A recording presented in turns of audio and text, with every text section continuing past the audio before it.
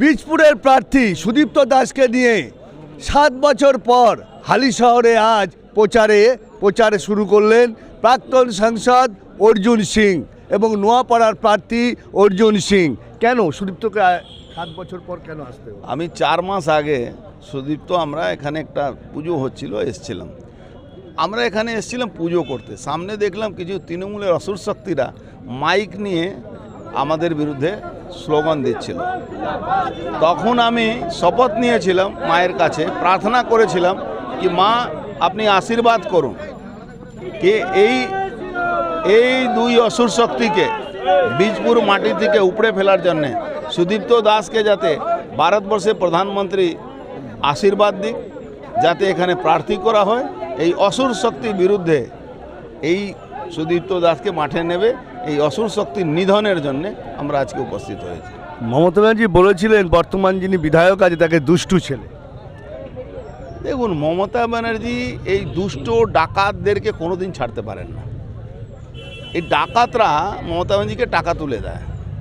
আপনি দেখুন যত ডাকাত, এই যে নোয়াপাড়া যাকে ক্যান্ডিডেট করেছে মমতা ব্যানার্জি, পুলিশ নিজে তার নামে এফআইআর করেছিল জিটিএ চাকরি চুরির জন্য, আর মমতা ব্যানার্জি তাকে প্রার্থী করেছে। জ্যোতিপ্রিয়া মল্লিক কোটি শয় কোটি টাকা সে রাশন চুরি করেছে, মমতা ব্যানার্জি তাকে প্রার্থী করেছে। কেন? মমতা ব্যানার্জি চোর, আর মমতা ব্যানার্জি চোরের বাইরে কিছু ভাবে না।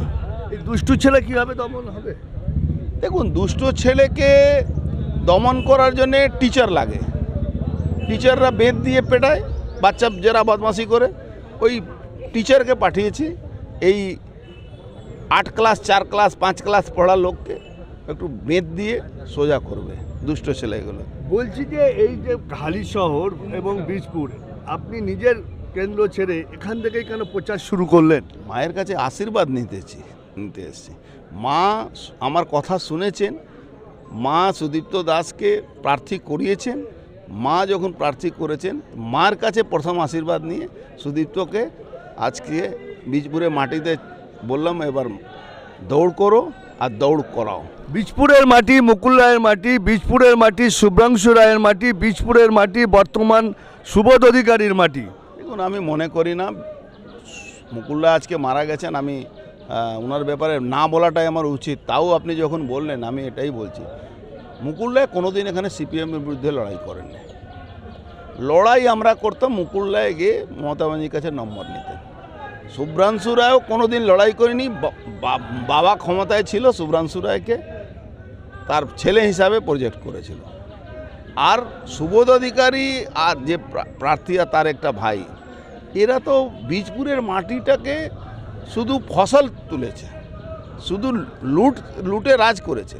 আপনার মনে আছে তখন একটা হালিশহরে রেলের প্রজেক্টের একটা মমতা ব্যানার্জি ঘোষণা করেছিল, 38 কোটি টাকা মাটি ফেলার জন্য ওখানে দেওয়া হয়েছে। পুরোটাই এই দুই ভাই মিলে লুটে নিয়েছিল।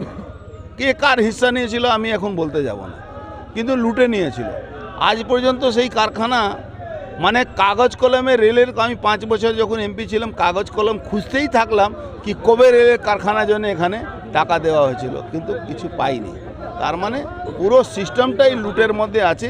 এই সিস্টেমটাকে ভাঙার জন্যে সুদীপ্ত দাসকে আজকে ভারতীয় জনতা পার্টি প্রার্থী করে। পথ কি লড়াই সহজ হবে না কঠিন হলো সুদীপ্ত দাসকে দাঁড় করানো? আমি একটা কথা বলি, মানুষের ঢল, মানুষের আশীর্বাদ যেভাবে বিজেপির পক্ষে আছে, পরিবর্তনের পক্ষে আছে, আমি মনে করি না কি মানুষ ভোট দেওয়ার সময় এই অসুর শক্তিকে মনে রাখবে। কি ইস্যু থাকছে বীজপুরের সবথেকে বড় ইস্যু? তোলাবাজ, ডাকাত, লুটেরা, এই দুই ভাই থেকে মুক্তি। এরা গুন্ডা রাজ চালাচ্ছে। এখানে পাবলিককে ধরে বেঁধে মার পেটানো হয়, আর পুলিশ বসে তামাশা দেখে। এই দুই অসুর শক্তিকে এই বীজপুরে মানুষ বিদায় দেবে, এটা নিশ্চিত। কাঁটা দিয়ে কাঁটা তোলা, কাঁটা দিয়ে কাঁটা তোলা থেকে আমি মনে করি কি ওই কাঁটাটাকে লাঠি দিয়ে সরিয়ে দেওয়া। অর্জুন সিংয়ের আশীর্বাদ, দীর্ঘ 7 বছর পর এলাকায় প্রচারে নামলেন। ভালো লাগছে, খুব আনন্দ লাগছে। মায়ের কাছে এলাম এবং আমার অভিভাবকের সাথে এলাম, যিনি 7টা বছর আমার পরিবারের মতন উনি আগলে রেখেছেন আমাকে, ঝড় ঝঞ্ঝা সমস্ত নিজে আগলে রেখেছেন। 7 বছর পরে একটা ভয়ঙ্কর দুঃসময় করে ওনার সাথে যিনি আগলে রেখেছেন তার সাথে আমার পরিবারের একজন, আমি ওনার সন্তান সমতুল্য। তো তাকে নিয়ে এলাম, মায়ের কাছে আশীর্বাদ চাইলাম যে মা যেন আমাকে শক্তি দেন যে আমি এই অসুর শক্তির বিরুদ্ধে লড়াই করতে পারি। রামপ্রসাদ কালী অর্থাৎ রামপ্রসাদ ভিটেতে এসেই অর্জুন সিংকে সাথে নিয়ে সুদীপ্ত দাসের প্রচার শুরু আজ থেকেই।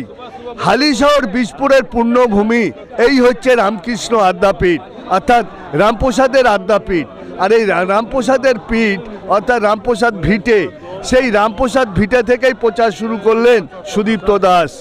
অর্জুন সিংয়ের কথায় যেটা বোঝা গেল, পুরনো ঘাট কাটা তুলতে কাটা দিয়ে কাটা তুলতেই সুদীপ্ত দাসকে প্রার্থী করা, অর্থাৎ সুদীপ্ত দাসকে যে প্রার্থী করে পদ, বিজেপির পদ, জয়ের পথকে আরও সোজা করতেই সুদীপ্ত দাসকে প্রার্থী করলেন। বীজপুর থেকে বিশ্বজিতের সঙ্গে অনন্ত চট্টোপাধ্যায়, টিভি 9 বাংলা।